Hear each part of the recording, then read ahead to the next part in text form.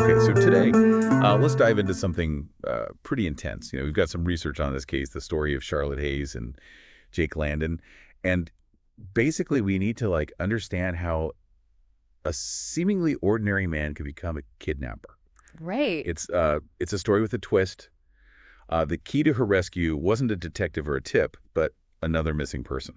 Yeah, what fascinates me about this case is how these two disappearances, seemingly totally unconnected, they just intertwine in this dramatic way. Yeah. It makes you think about how in our everyday lives we're kind of brushing up against stories we might never know about. So true. And that's kind of what we're trying to do here is uncover those stories. Exactly. So let's start with Charlotte Hayes. Imagine you're a paralegal, living a normal life in Charleston. You have a routine, you're engaged, everything feels, pretty stable.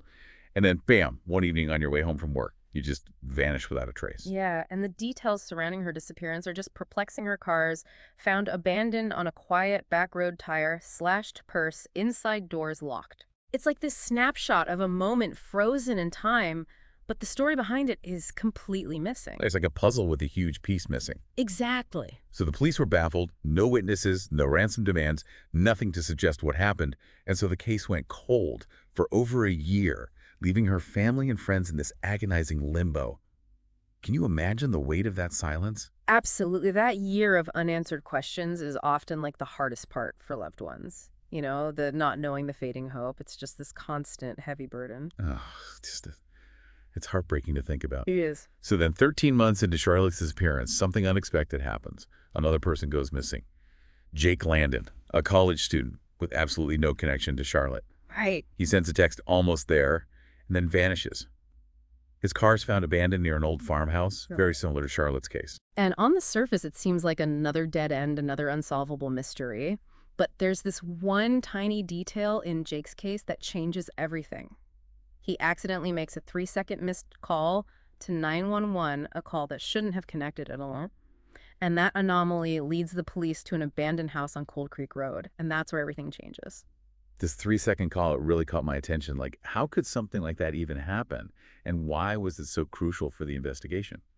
Well, it highlights the importance of those seemingly insignificant 80 details in an investigation. In this case, the call was so short, it didn't trigger an actual dispatch, but it did register in the system. So investigators were able to trace that signal back to the general location of that abandoned house. It's like finding a needle in a haystack, this tiny blip that ended up leading them right to where they needed to be. So they arrive at this abandoned house, following this faint digital trail. What do they find? The scene is just eerie, straight out of a crime thriller, bloody handprint on the mailbox, the front door is ajar, the strange metallic scent kind of hanging in the air inside. It's clear the house has been untouched for years, covered in dust and silence, but there are signs of a struggle. Oh, no. And then in the basement, they find bloody footprints leading to a hidden door. This is where the tension really starts to build, right? Mm-hmm. Something terrible has happened, but you don't know. It reminds me of those classic suspense films where every creak and shadow is amplified. Exactly. And for the investigators, it's not just a movie. They're walking into a situation where lives are potentially at stake. Every piece of evidence, every detail of the scene could hold the key to solving this puzzle. And behind that hidden door, they discover something truly horrific. A metal cage inside Charlotte Hayes. Weak, barely conscious, but alive. And then tied to a chair, beaten but breathing, they find Jake Landon. Wow. It's a moment of shock relief and renewed urgency after a year of searching. Charlotte is found not by a dedicated task force, but by another missing person who followed a gut feeling. It's a twist that defies all expectations. Jake sees Charlotte's face on a missing person flyer, thinks he spots her at a house, and despite the odds, he decides to investigate. Wow. This is a classic example of the bystander effect and how sometimes even when we see something that feels wrong, we hesitate to act. Can you explain the bystander effect for our listeners? What causes that hesitation even when something seems so clearly off? Well, it's a complex psychological phenomenon, but essentially the more people who witness a potential emergency, the less likely any individual is to take action. We kind of assume that someone else will step in, or we second guess ourselves. Are we really seeing what we think we're seeing? Is this actually a problem? I see. So in a way, the fact that Jake was alone following his own hunch might have actually been a factor in his decision to act. He couldn't rely on anyone else to make that call. Yeah. Precisely, and thank goodness he did. But his act of courage leads to his own capture. adding another layer of complexity to this already twisted story. The question then becomes, who was behind all of this?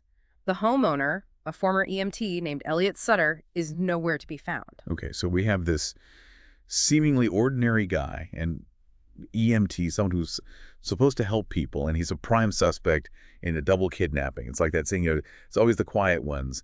Does this kind of betrayal of trust have a psychological term? Have we seen this pattern in other criminal cases? You've hit upon a very disturbing pattern. We see in some cases it's not a specific term, but it kind of falls under this broader concept of wolves in sheep's clothing.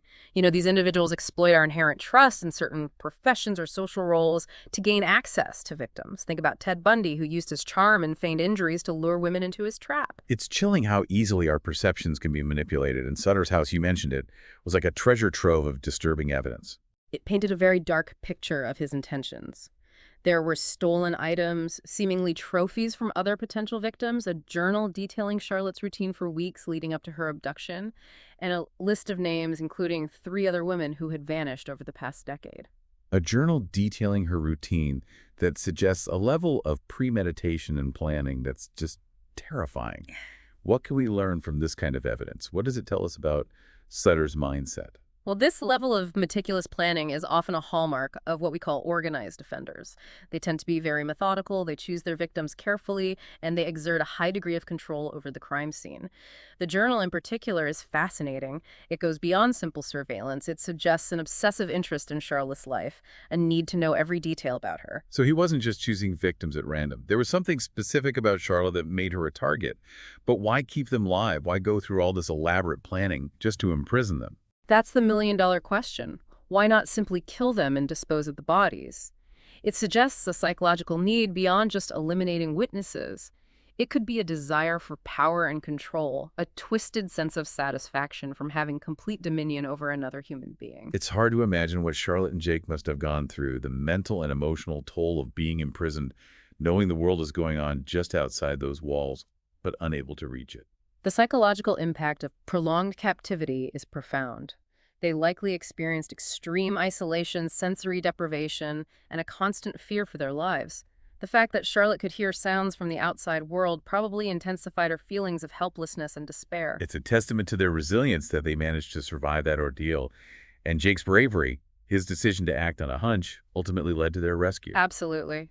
Jake's story is a powerful reminder that sometimes our instincts are our best guide. He didn't have any special training or resources, just a gut feeling that something was wrong, and he acted on it. His courage not only saved his own life, but also Charlotte. But for the investigators, the case wasn't over.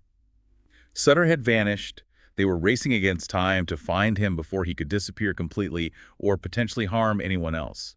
His disappearance actually fixed the profile of an organized offender. They often have contingency plans in place for when things go wrong. Sutter knew the police were closing in, and he had a head start. 6 agonizing days of searching, wondering what had become of him, hoping against hope that he would be apprehended before he could vanish into thin air. And then the news breaks. Sutter is found dead in an abandoned car, a gunshot wound to the head, no fingerprints on the weapon. A classic coward's way out. He escaped justice, taking his secrets with him. It must have been incredibly frustrating for everyone involved. Absolutely. It's a hollow victory. You have these 2 survivors, this miraculous rescue, but the perpetrator is gone and a lot of questions remain unanswered. Did he act alone? Were there other victims we don't know about? What drove him to do this in the first place? What about the list of names they found in his house? Those 3 women who disappeared. Do we know if they were connected to Sutter? It's a haunting question. The investigation into those missing women is ongoing, but without Sutter's testimony, it's incredibly difficult to definitively link those cases. The lack of closure for those families must be unbearable.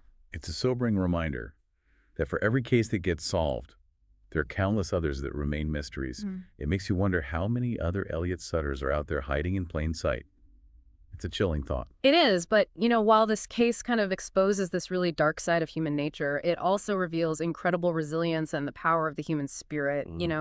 Charlotte and Jake, they survived an ordeal most of us can't even fathom, and Jake's actions saved them both. It's a powerful reminder that even in the darkest of times, hope and courage can prevail. Absolutely. Their story, it gives us hope, but it also raises some important questions for all of us. This case had a near impossible happy ending. But it makes you think, how many similar cases go unnoticed? How can we be more aware of our surroundings and potentially intervene when something feels wrong? That's a question we all grapple with. We hear about these gut feelings, these red flags, but how do we separate genuine intuition from paranoia? It's a delicate balance. We don't want to live in a constant state of fear, but we also can't afford to ignore those instincts when something feels off. So what are some practical steps we can take to be more aware and vigilant without letting fear kind of take over our lives? First and foremost, trust your instincts. If something feels wrong, it probably is. Don't dismiss those feelings as, you're overreacting or being overly cautious. So don't second guess yourself if something feels off. It's worth paying attention to what else. Pay attention to your surroundings. Notice patterns, changes in behavior, anything that seems out of place or inconsistent with what you know to be normal. It's like that saying, see something, say something, but it's easier said than done right. What if we're wrong? What if we misinterpret a situation and we end up causing unnecessary alarm or even harm? It's understandable to have those concerns, but it's better to err on the side of caution. If you see something that raises red flags, report it to the authorities. Let them investigate and determine if there's a real threat. You might be wrong, and that's okay, but you might also be saving someone's life. That's a powerful reminder. It's about being aware, being vigilant, trusting our instincts, and maybe having the courage to act like Jake did when we sense something is truly wrong. While Charlotte and Jake's story gives us hope, it's crucial to remember that Elliot Sutter represents a dark reality. Predators exist, often hiding in plain sight.